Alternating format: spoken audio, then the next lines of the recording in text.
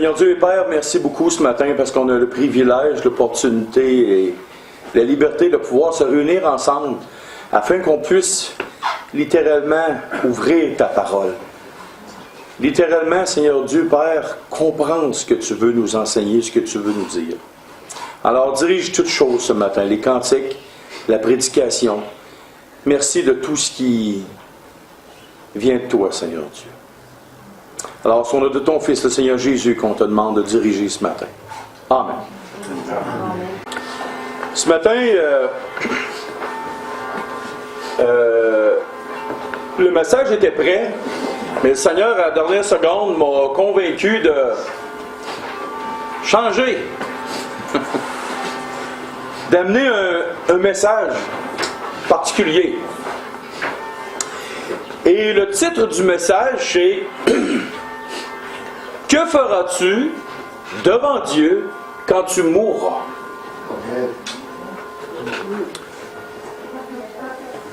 Il y a deux choses de sûr et certain sur la terre. Absolument sûr et certain. Les impôts et la mort. Tu t'en tires pas. Tu peux t'en tirer de l'impôt, mais la mort, malheureusement, ça va t'arriver. Et tu sais pas quand. Quand j'étais jeune, il y a un gars qui était mon ami, vraiment un bon ami. On avait eu du plaisir, on avait été jouer au billard ensemble, on avait été faire toutes sortes de choses. Et j'avais parlé du Seigneur Jésus, et lui, il m'avait dit, non, j'en ai pas besoin. J'avais parlé de Dieu, j'avais parlé de la Bible. Non, j'en ai pas besoin. Pas de problème. Écoute, c'est ta vie, c'est toi qui décides, tout ça. Mais je lui avais dit, fais attention, tu sais jamais quand est-ce que tu vas mourir.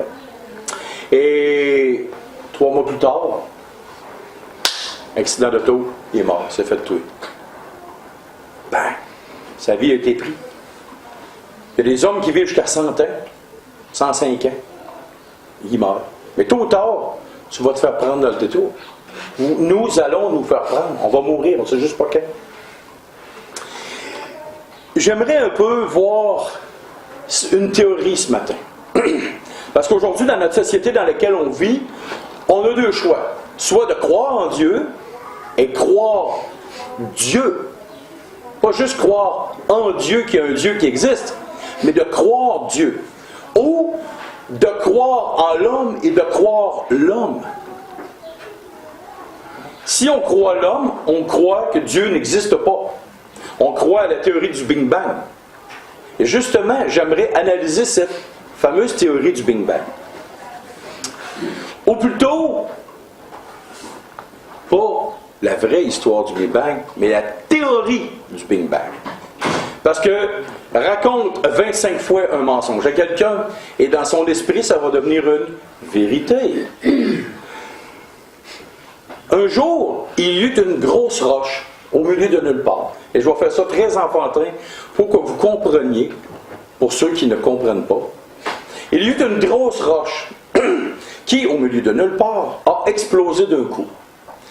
Et des milliards de roches sont envolées partout au milieu de nulle part. Et un jour, il y a eu 9 roches qui ont arrêté à différents endroits. Et qu'est-ce qui s'est produit? C'est qu'il y en a une roche qui a décidé de prendre en feu. Et elle s'est nommée Soleil. Il y avait une autre roche qui s'appelait Mercure, une autre roche qui s'appelait Terre, une autre roche qui s'appelait Mars, une autre roche qui... il y a une roche qui a décidé d'avoir des anneaux autour d'elle, qui s'appelle Saturne. Ça tourne aussi. Ça tourne autour, c'est comme ça qu'on retient le mot de la planète.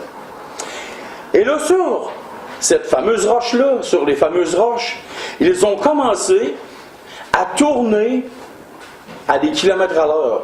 Mais ils allaient à des milliards de kilomètres à l'heure en frais de vitesse, et tout d'un coup, par elles-mêmes, elles ont décidé d'arrêter. Une de prendre en feu, une d'avoir de l'eau sur elle et d'avoir la vie, mais toutes les autres n'ont pas de vie. Une qui a décidé d'avoir 370 km à l'heure de vent, des tornades en constance. Toutes ces roches-là, qui sont parties de la même roche, ont décidé d'avoir leur propre entité par elles-mêmes.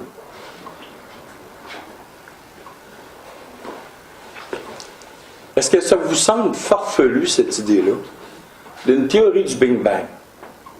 La Terre tourne sur elle-même, sur son axe, à 1700 km/h.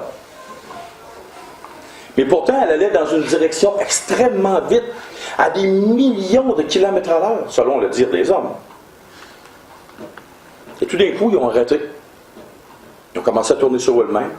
La Lune a commencé à tourner sur elle-même, mais en même temps autour de la Terre. Et les deux, ensemble, d'un commun accord, ont décidé de commencer à tourner autour du Soleil, de par elle-même. Voici la théorie du Big Bang. Voici la théorie de l'homme. Et, si on poursuit un petit peu plus loin, il n'y avait rien sur cette terre-là. Et tout d'un coup, il y a quelque chose qui est apparu. C'est la vie. Et là, il y a un terme, il y a un petit court texte que je vais vous lire. Qui connaît les époques de la soi-disant théorie de l'évolution? Il y a une époque particulière qui s'appelle l'explosion cambrienne. Est-ce que vous connaissez ça? Pas l'hiver. Hein? Ça mange pas l'hiver. Je vais l'expliquer. Il n'y avait rien pendant... Il était une fois, parce que je vais dire il était une fois, il n'y avait rien pendant des millions d'années, des millions et des millions, des centaines de millions d'années. Et là, tout d'un coup, ce qu'on appelle l'explosion cambrienne se lit comme suit. Et j'ai pris ça ce matin sur Wikipédia. Fait que je ne suis pas allé très très loin, je suis allé sur Internet. Et j'ai lu ça. L'explosion cambrienne, il y a entre 542 et 530 millions d'années, désigne l'apparition soudaine à l'échelle géologique de la plupart des grands embranchements actuels des animaux pluricellulaires, ainsi qu'une grande diversification des espèces animales, végétales et bactériennes. Avant cette explosion, la plupart des organismes étaient simples et composés de cellules individuelles, parfois regroupées sous forme de colonies. Le nombre des spécimens découverts reste faible, mais démontre une grande diversité de classes dont certaines ont complètement disparu.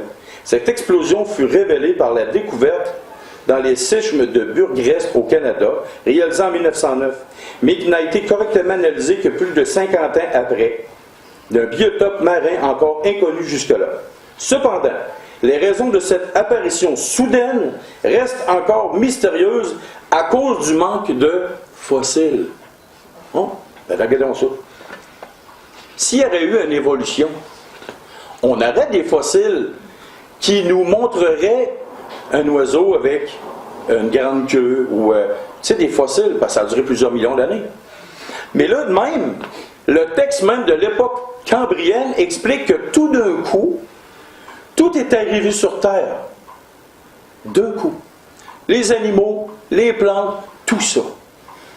Et les hommes ne sont pas capables de comprendre pourquoi c'est arrivé tout d'un coup. Parce que, selon eux, Dieu n'existe pas. Mais j'ai une petite idée comment ça que c'est arrivé d'un coup. On va tourner dans Genèse chapitre 1, verset 1. Est-ce qu'il y a quelqu'un qui serait capable de me lire ça, s'il vous plaît?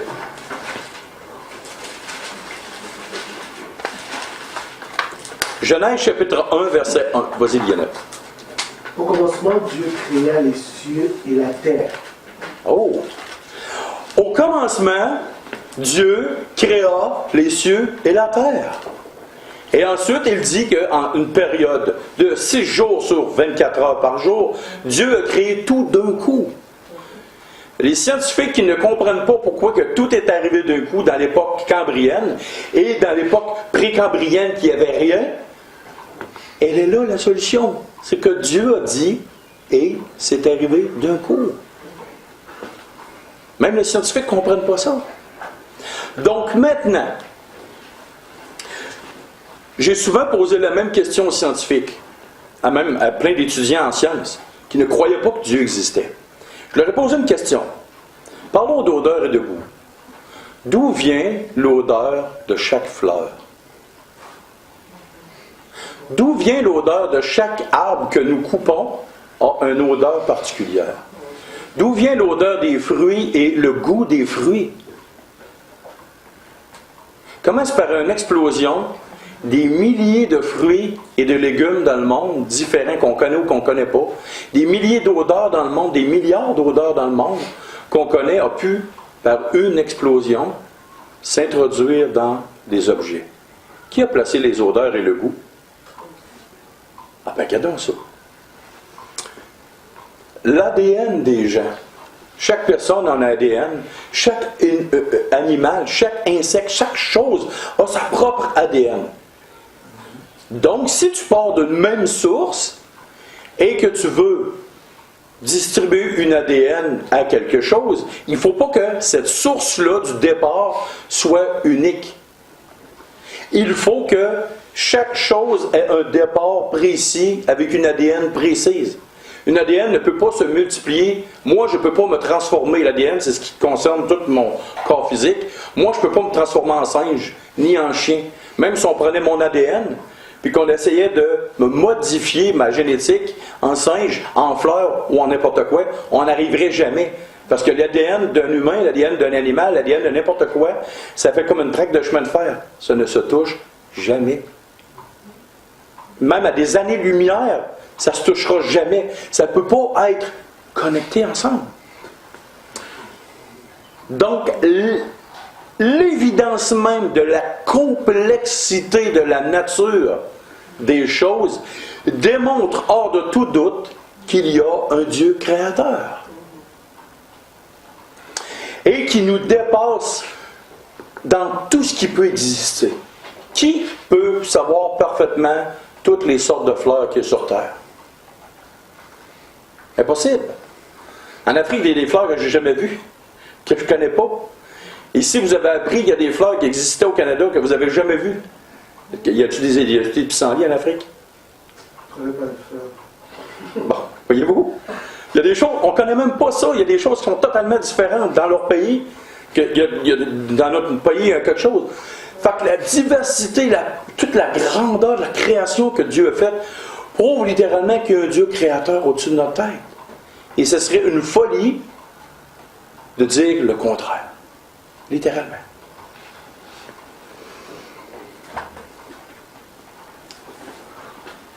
Et maintenant qu'il y a un Dieu créateur, ce Dieu créateur-là, ce qu'il voulait pour l'homme, c'était son bien ultime. Il a créé une nature, il a créé quelque chose d'extraordinaire pour chaque être humain qui allait être sur Terre.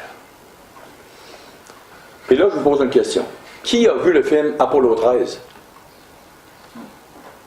Quelle est la phrase ultime qu'il y a eu dans ce film-là? Houston, Houston, we have a problem. Houston, nous avons un problème. Il y avait littéralement des hommes qui étaient dans l'espace et qui ont dit à la Terre, il y a un problème. Savez-vous qu'un jour, dans l'éternité, quand Dieu a eu créé l'homme et la femme sur Terre, il a dit, hey, la Terre, il y a un problème. Il y a quelque chose qui s'est introduit chez vous, quelque chose qui ne marche pas avec ma nature, avec la nature de Dieu. C'était pas ça que je voulais pour vous. Mais il y a quelque chose qui s'est introduit. Et devinez qu'est-ce que c'est? Le mal. Et le mal, il ne faut pas l'analyser selon notre regard. Il faut l'analyser selon le regard du Créateur. Et je vous donne la preuve. Parlons de structure d'acier. Je vous dis que si nous chauffons trop un morceau de métal, nous allons détruire sa structure métallique. Qui est d'accord avec moi et qui n'est pas d'accord avec moi? Rémi est d'accord. Pourquoi tout ça tu étais d'accord? Je connais ça trop un petit peu, je travaille là-dedans. Ça fait des années, ça fait plus que 40 ans que tu travailles dans le soudure. Voyez-vous, nous avons une personne qui connaît. Il était tout de suite d'accord avec moi. Les autres personnes m'ont regardé en voulant dire, je sais pas. Si tu te fies à toi-même, jamais tu vas découvrir qu'il y a un problème. Si, mettons, on a ramené une gardienne d'enfants dans l'espace avec les 3 astronautes, la gardienne d'enfants, elle aurait dit, je sais pas, c'est quoi le problème? Mais si tu prends quelqu'un d'autre qui te dit qu'il y a un problème, un expert, là, tu vas réaliser que, hey, t'as peu, l'expert me dit qu'il y a un problème. Donc cet expert-là, qui est au-dessus de nous, les humains, nous a dit, hello la terre, il y a un problème. Et ce problème-là, c'est le mal. Et le mot précis pour le mal, la Bible emploie, c'est le péché. Qu'est-ce qui s'est produit pour que le problème... Tu sais, il y a eu un problème dans la navette spatiale, Houston, on a un problème, mais il y a eu un problème sur Terre, et de où ça a parti? Et aujourd'hui, comme je disais à mon neveu et sa petite copine, je dis aujourd'hui, c'est jamais de la faute de personne. Vous avez remarqué? C'est jamais de la faute de personne. Excusez-moi. Mais là, à ce moment-là, dans ce temps-là, ça a été de la faute de quelqu'un. De deux personnes. Adam et Ève. Et ces deux personnes-là, qu'est-ce qui est arrivé? Pourquoi le mal, le péché, était introduit, est venu en eux? À cause d'une désobéissance. Je vous pose la question. Aujourd'hui, nommez-moi un enfant qui ne désobéit pas à ses parents. Fanny, t'as jamais désobéi à tes parents? Dis-les fort. Oui, j'ai désobéi à mes parents. Moi aussi, j'ai déjà désobéi à mes parents. Et c'est là que la Bible dit littéralement que le mal que les deux personnes ont fait au début, désobéir, ça s'est transféré d'un humain à un autre. C'est comme une espèce d'ADN, une génétique qui est entrée dans une personne et qui s'est étendue sur toutes les personnes de la terre entière. Donc le problème du mal, du péché, est entré dans chaque personne. Et là, nous sommes confrontés avec ce problème-là en tant qu'être humain, en tant que race humaine. L'idée n'est pas de se comparer, ah ben Lionel est meilleur que moi, Gilbert est meilleur que moi, ben non, le Norbert, lui, il est plus pire que moi, ah ben André, il est pire que moi. L'idée est de dire qu'il y a un Dieu saint, au-dessus de notre tête, et de dire, nous, en tant qu'être humain, nous sommes littéralement coupables de désobéissance envers Dieu. Et là, quelqu'un va me dire, ouais, mais moi, je ne suis pas coupable. J'ai jamais rien fait de mal. J'ai demandé à une jeune fille de 19 ans, as-tu déjà désobéi à tes parents? Elle me dit oui. Maintenant, allons plus loin. Dieu, dans sa bonté, a communiqué aux hommes, a parlé avec eux autres. Et à un moment donné, il s'est passé quelque chose, c'est que l'homme a arrêté d'écouter. Tranquillement pas vite. A arrêté d'écouter. Ne parlait plus à Dieu. S'en occupait plus. Il mettait Dieu de côté. Et qu'est-ce qui s'est produit? Il s'est produit qu'à un moment donné, dans l'histoire de l'humanité, il y a eu que la terre au complet était littéralement envahie par le mal. Et Dieu a décidé de faire le ménage par le déluge. Ensuite, Dieu a laissé la terre repeuplée. Il y a eu des hommes de plus en plus sur la terre. Et Dieu a donné, encore par amour pour les hommes, une loi, 613 lois. Et il a dit à ces hommes-là, faites cette loi-là parfaitement et vous allez vivre. Si vous êtes parfait, irréprochable selon mes critères, vous allez vivre. Littéralement. Et pour aider à la compréhension de la loi, Dieu a envoyé des juges et des prophètes. Dieu a fait des miracles au travers des siècles. Et quel est le constat? Et je reviens avec la même chose. C'est que l'homme qui dit qu'il n'est pas coupable, qu'il n'est pas pécheur devant Dieu, je vais poser une question. Qui a déjà aimé Dieu de tout son cœur, de toute son âme, de toute sa force, de toute sa passion?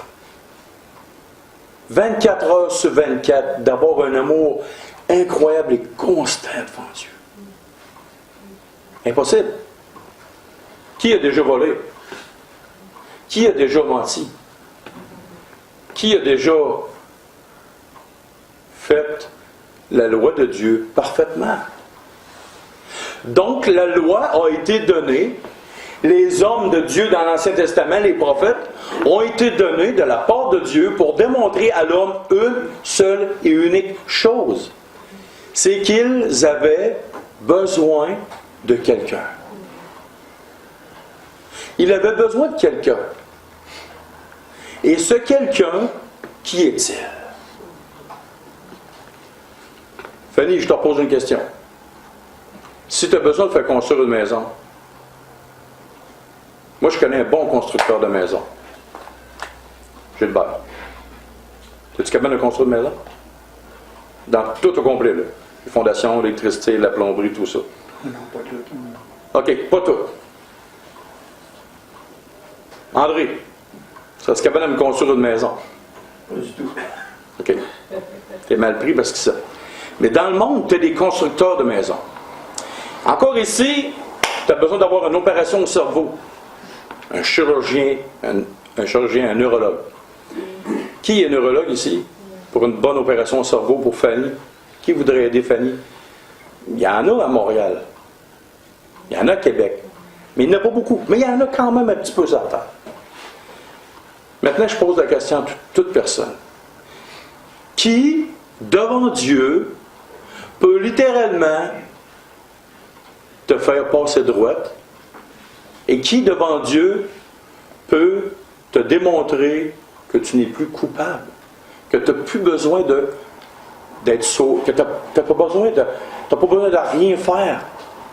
Parce que là, Dieu te dit, j'ai des commandements, des lois. Et là, il faut absolument que tu sois parfait pour rentrer dans ma présence.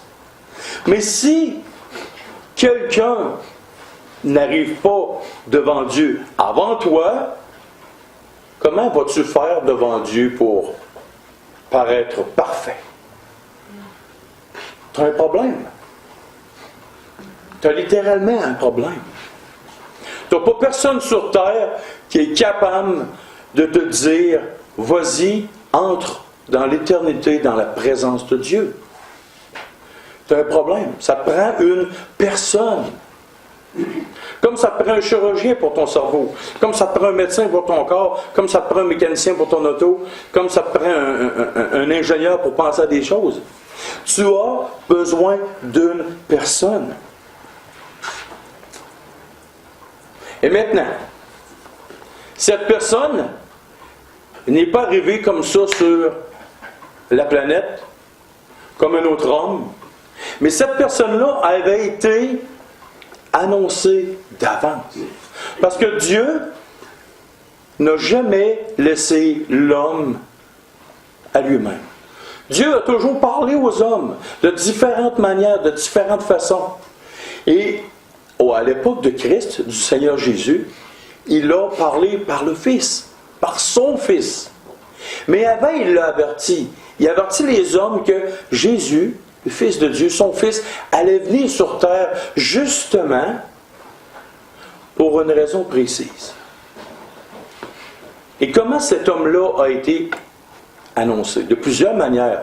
Mais j'aimerais qu'on regarde ensemble une manière particulière que Dieu a averti les hommes qu'il viendrait. On va tourner dans Isaïe 53, s'il vous plaît. À partir du verset.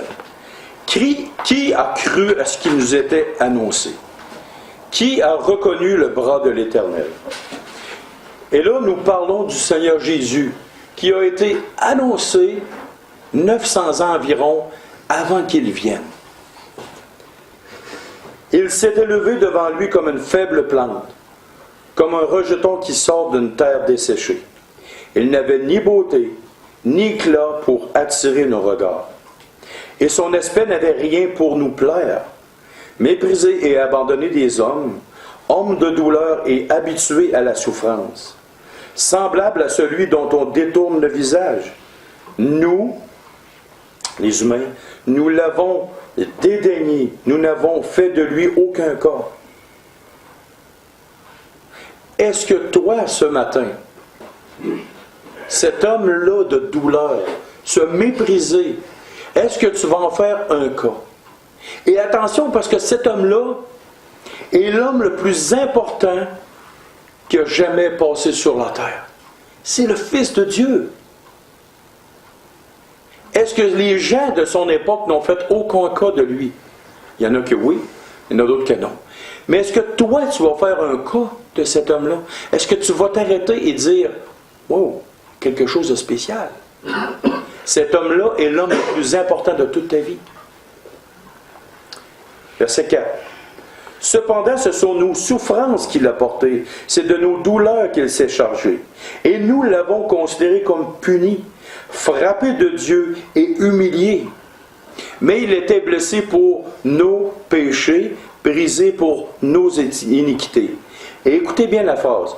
Le châtiment qui nous donne la paix est tombé sur lui. Le châtiment qui nous donne la paix est tombé sur lui.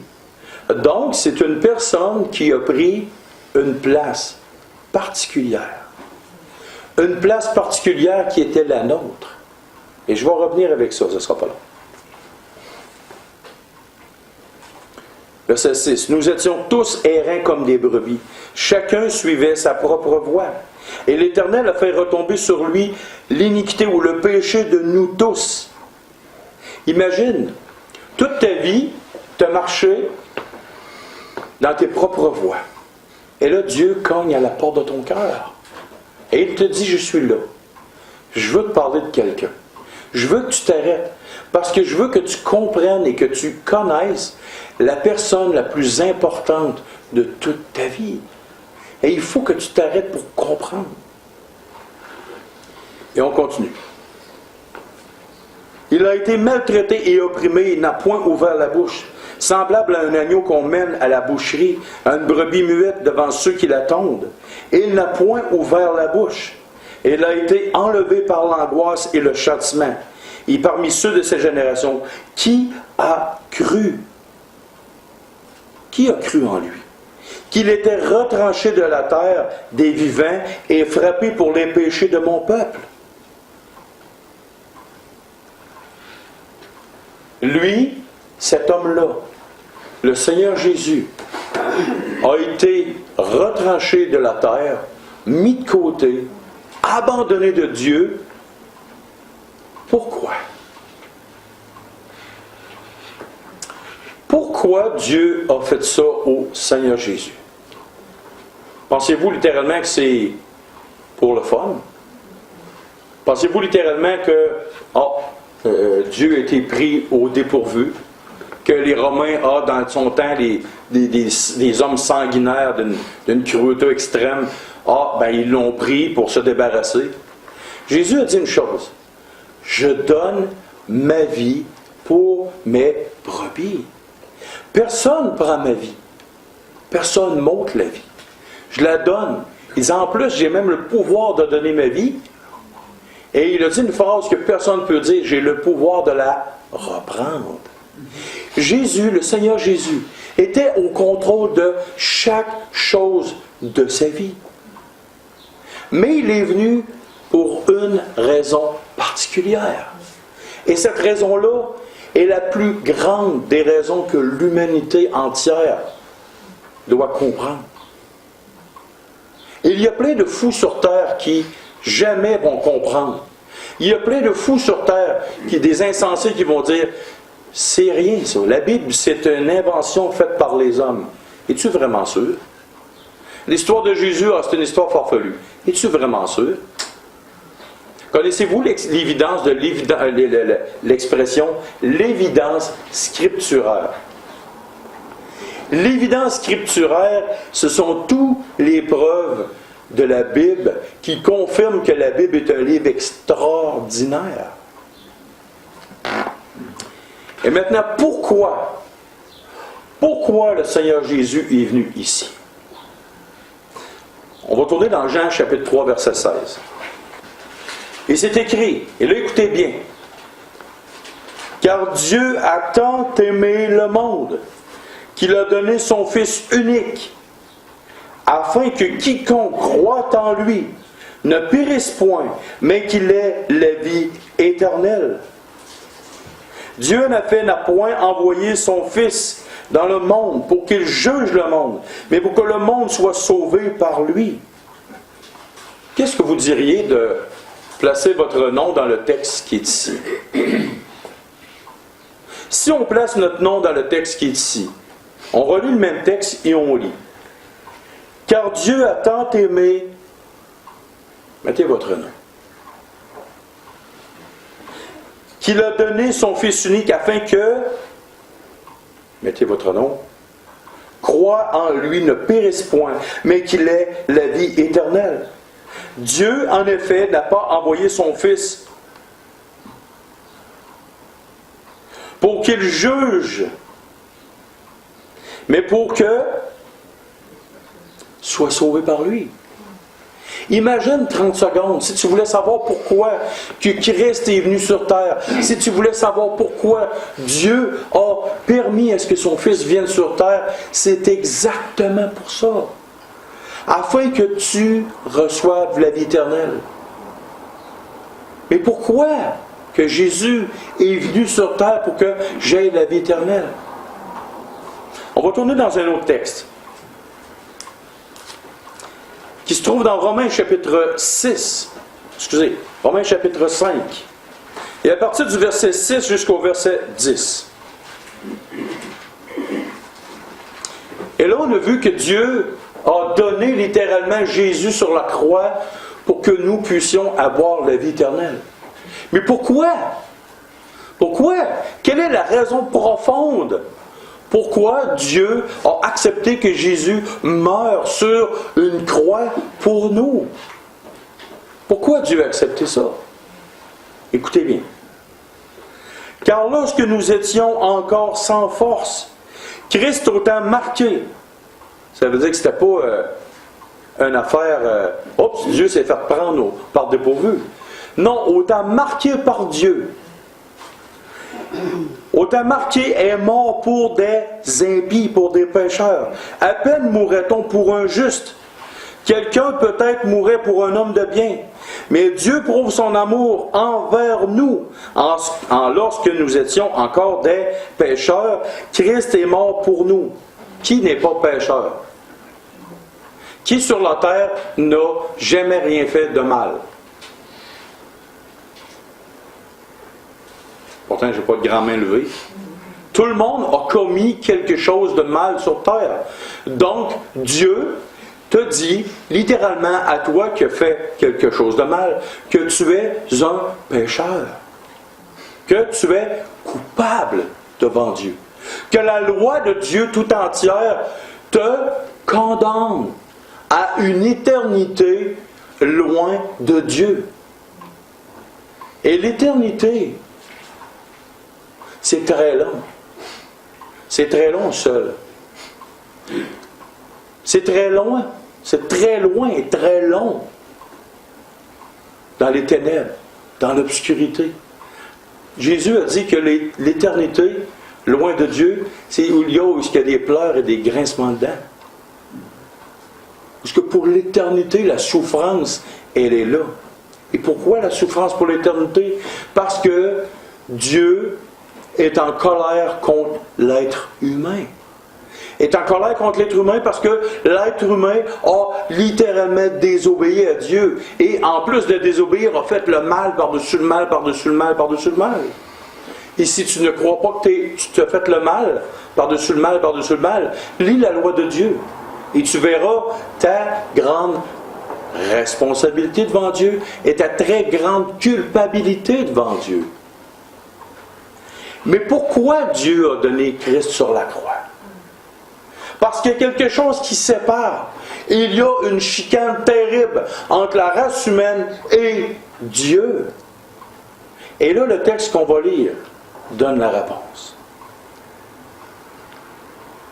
À plus forte raison donc, maintenant que nous sommes justifiés par son sang, serons-nous sauvés par lui de la colère?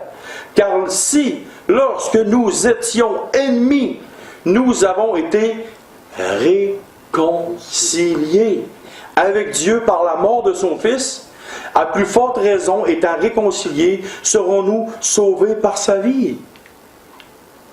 Et non seulement cela, mais encore nous nous glorifions en Dieu par notre Seigneur Jésus-Christ, par qui maintenant nous avons obtenu la réconciliation.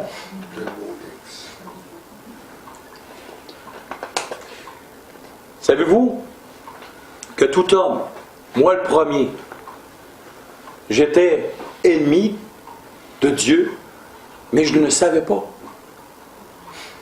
J'étais carrément dans les ténèbres. Je ne savais pas qu'en tant qu'être humain, j'étais ennemi, pas à cause de Dieu, mais à cause de ma propre faute. J'étais ennemi de Dieu, littéralement. Dieu m'aimait d'un amour incroyable. Et la preuve, c'est qu'il a donné quelque chose que vous ne pourriez jamais donner pour un étranger.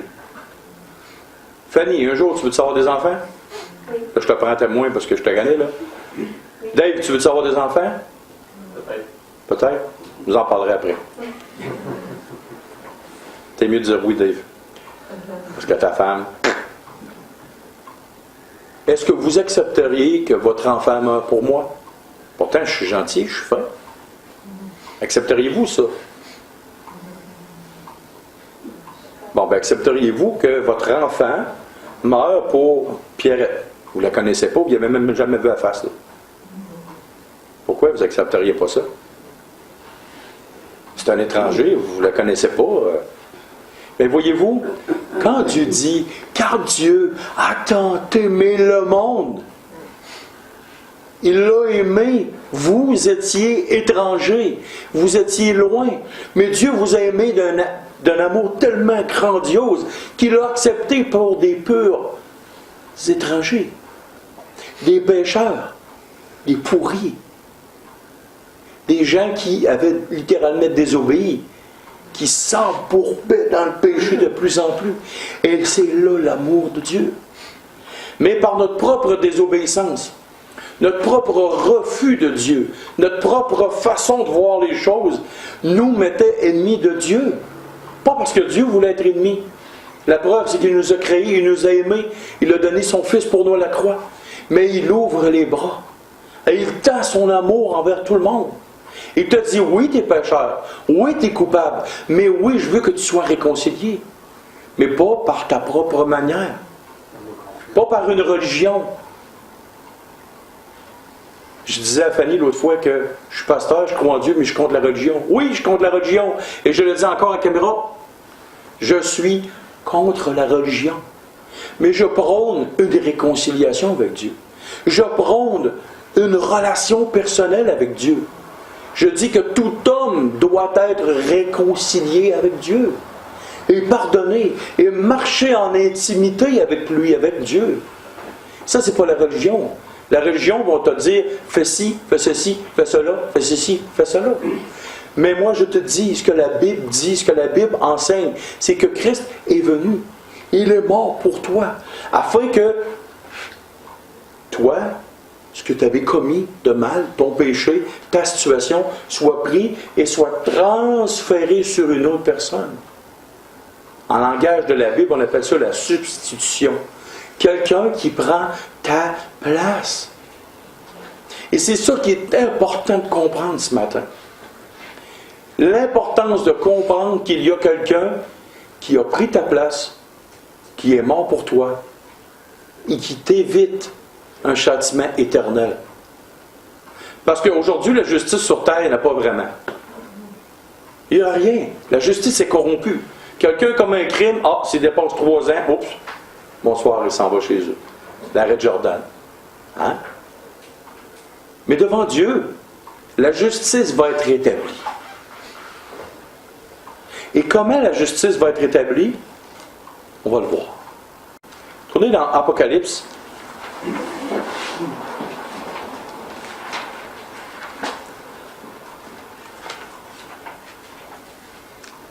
Chapitre 20. À partir du verset 11. Et écoutez bien attentivement ces phrases-là.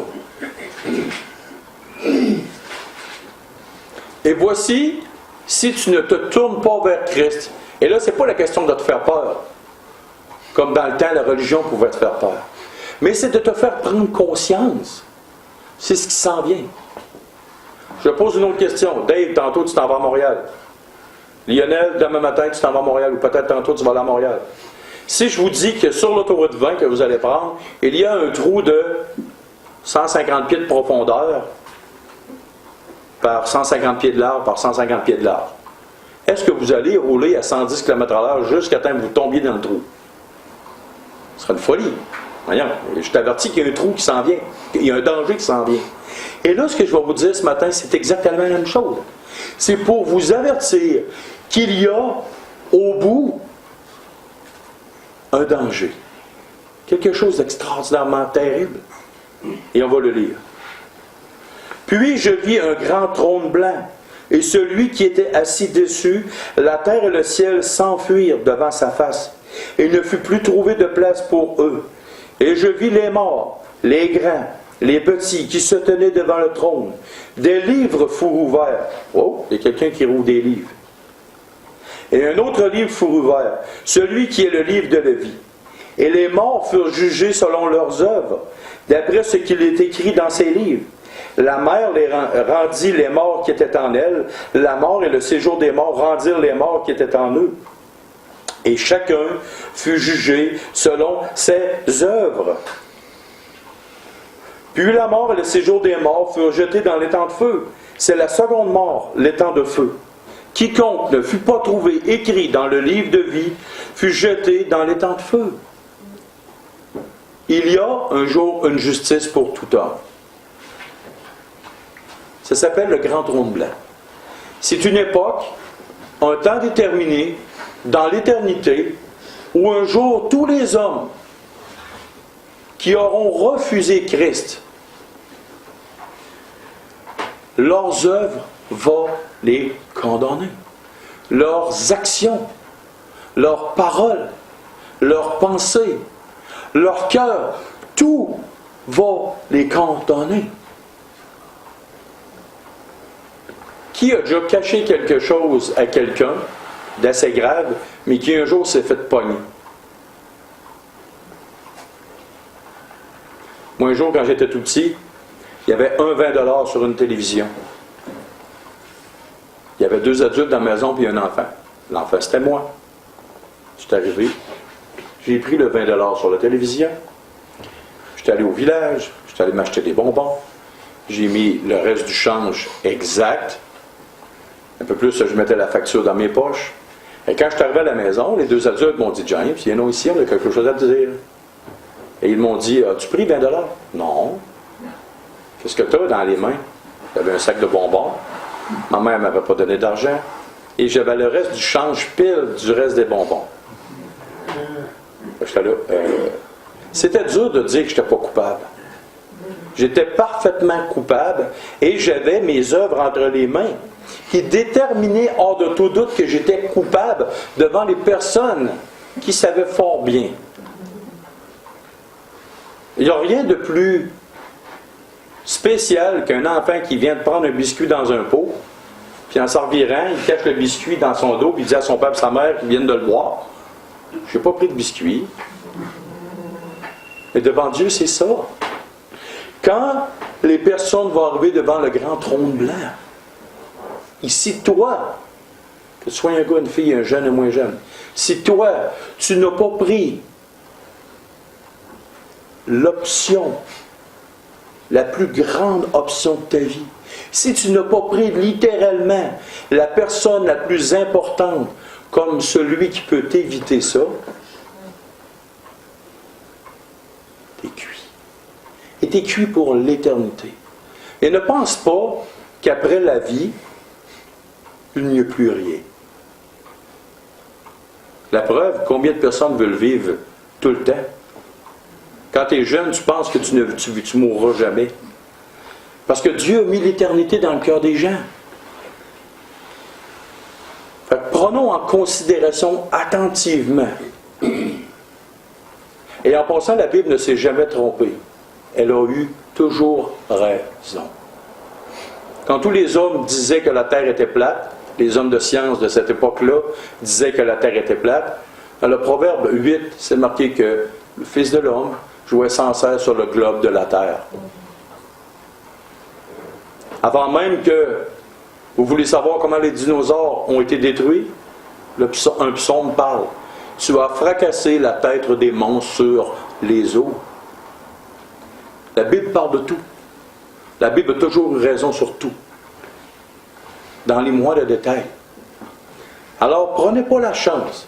Et elle a raison sur toutes les prophéties. Tout ce qui était annoncé depuis des siècles, tout est arrivé au pile pour pile.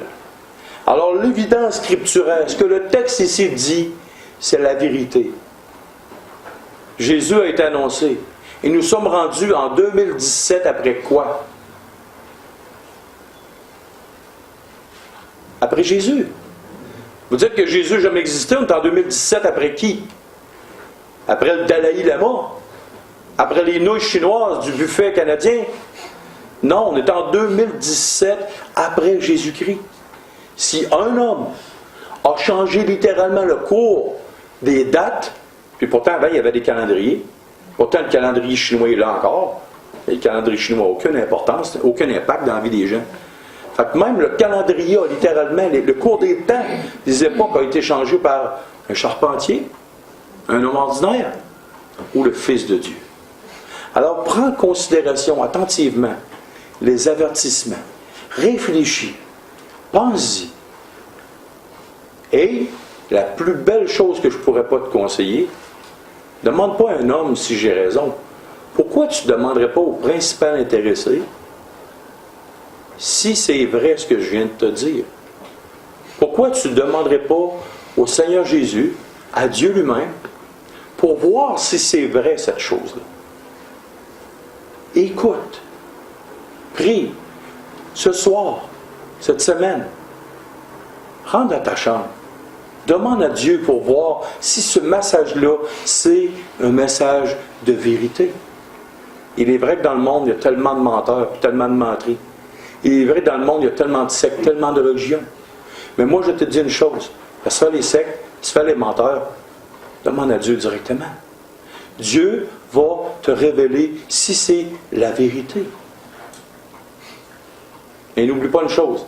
Si tu lui appartiens, Christ te dit, celui qui m'appartient, celui qui écoute ma voix, ne suivra pas personne d'autre, mais il va me suivre.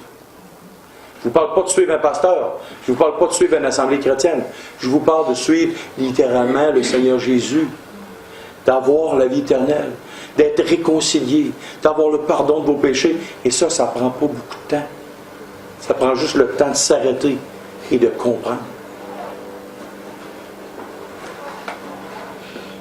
Et j'aimerais vous laisser avec un dernier avertissement du principal intéressé, le Seigneur Jésus.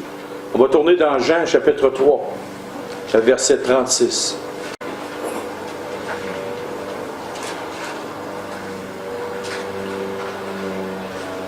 Même le verset 35. Le Père, qui est Dieu, aime le Fils, et il a remis toutes choses entre ses mains. Donc, s'il a remis toutes choses entre ses mains, sache une chose, c'est que tôt ou tard, tu n'auras pas le choix d'être devant lui. Dieu a remis toutes choses entre ses mains.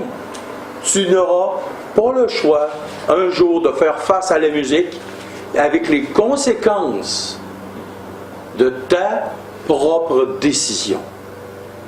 Et là, il dit, celui qui croit au Fils a la vie éternelle. Première affirmation. Celui qui ne croit pas au Fils ne verra point la vie, mais la colère de Dieu demeure sur lui. Donc, c'est pour ça que je vous dis qu'il faut que vous soyez réconciliés. Parce que Jésus lui-même dit qu'il y a une colère au-dessus de la tête des hommes. Connaissez-vous l'expression « avoir une épée de Damoclès au-dessus de la tête » ? Pour les plus jeunes, est-ce que vous connaissez c'est quoi? C'était une espèce de grosse épée qui était retenue par un petit fil. Et le petit fil, si la personne lâche, là je vais vous faire une histoire courte d'une mythologie, là. Et le petit fil, s'il est lâché, l'épée de Damoclès tombait sur la tête et la personne mourait. Et il y a quelque chose en suspens au-dessus de vous, c'est la colère de Dieu. La journée que vous mourrez, et je vous répète la question, Fanny, sais-tu quand est-ce que tu vas mourir? Toi, Norbert, tu dis quand est-ce que tu vas mourir? Non. Ça te va? Ben moi non plus. Je suis dans la même gang que vous autres. Je peux mourir tantôt, je peux mourir direct là, une crise cardiaque. Mais, moi, mon épée de Damoclès est ôtée. Personnellement, elle est ôtée. Pourquoi? Dans Romains chapitre 8, verset 1, c'est marqué « Il n'y a plus maintenant aucune condamnation pour ceux qui sont en Jésus-Christ. » Donc, si Christ est ton sauveur personnel, si Christ t'a réconcilié avec Dieu, si Christ a fait en sorte que le pardon de Dieu est effectif dans ta propre vie, alors là, le texte ici, si tu crois, tu as la vie éternelle. Mais il donne un avertissement à tout homme. Si tu ne crois pas, et croire, c'est pas juste une conviction intellectuelle. Je reprends encore Fanny. Fanny, crois-tu qu'il y a des ponts et des tunnels qui font rentrer les personnes à Montréal? Tu crois-tu que les automobiles roulent? Tu crois-tu que les mouches volent? Tu crois-tu que ça change vraiment quelque chose dans ta vie de croire ça? M'en fous-tu que les mouches volent? Je m'en fous comme dans 40 que les chars roulent. Je m'en fous qu'il y ait des tunnels et des ponts. On en a, nous autres aussi, à Québec, 2 ponts. Ça ne change strictement rien dans ta vie. Pourtant, tu y crois, là. Tu crois-tu dur comme fer que le pont existe? Tu crois-tu dur comme fer que le tunnel Hippolyte-Lafontaine existe? Si tu ne crois pas, tu es folle. Je parle de même parce que je l'aime beaucoup. Mais c'est une conviction qui est purement là. Mais ça ne change strictement rien dans ta vie. De croire qu'il y a des tunnels, des ponts et que les mouches volent. La croyance que Dieu demande, c'est une croyance qui change littéralement la vie. Change le cœur. Change l'être entier. C'est une conviction profonde qui t'amène à être transformé. La conviction intellectuelle, ça ne vaut rien. Une conviction qui transforme l'être, le cœur, la personne, là, ça change. Alors, si tu crois littéralement que Christ est mort pour toi, personnellement, sur une croix, et que littéralement son sang qui a été versé à la croix te lave de tout péché, à ce moment-là, tu n'as pas encore la vie éternelle. Parce que c'est l'acceptation d'un fait. Ce qui te conduit à la vie éternelle, c'est pas juste d'accepter un fait que Christ est mort à la croix. C'est pas juste d'accepter un fait que tu es coupable. Ça, c'est d'accepter un fait. Mais ce qui littéralement te change, c'est la journée où ce que tu t'arrêtes en croyant ça et que tu demandes littéralement pardon à Dieu pour ta vie. Tu peux croire intellectuellement et te ramasser pour l'éternité loin de Dieu. Mais si tu crois profondément et que tu demandes pardon profondément dans ta vie à Dieu pour le mal que tu as fait et que tu te tournes vers lui pour le suivre, tu as la vie éternelle. Sans ça, oublie ça. Tu n'as pas la vie éternelle. Et la colère de Dieu demeure sur toi. Alors je t'en supplie. Si je pourrais le faire à genoux, je me mettrais à genoux devant toi. Pour te supplier de t'arrêter et de littéralement prendre conscience. Est-ce que toi, comme le texte qu'on a lu tantôt, tu vas faire un cas de la personne de Dieu? Est-ce que tu vas t'arrêter pour prendre le Fils de Dieu au sérieux et lui parler? Et littéralement te tourner vers lui? Si oui, un jour tu auras la vie éternelle à l'instant même où ce que tu vas faire un acte de repentance. Alors tourne-toi vers Dieu. Reconnais ton état de pécheur et demande littéralement pardon à Dieu. Littéralement. Et après ça, suis-le. Ouvre la parole de Dieu et suis-le.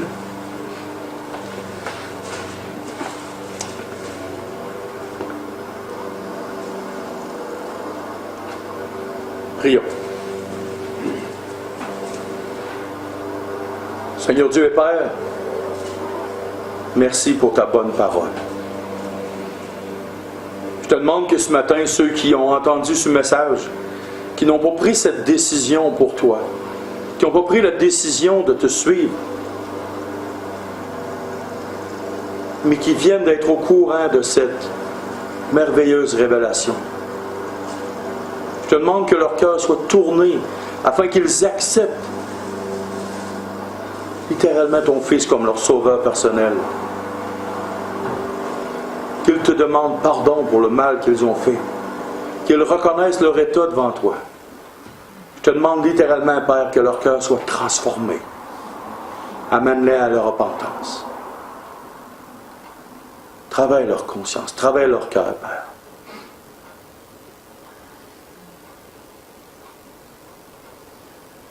On veut te prier aussi, Père, pour les offrandes, afin que ton œuvre puisse continuer, afin que ton œuvre puisse croître.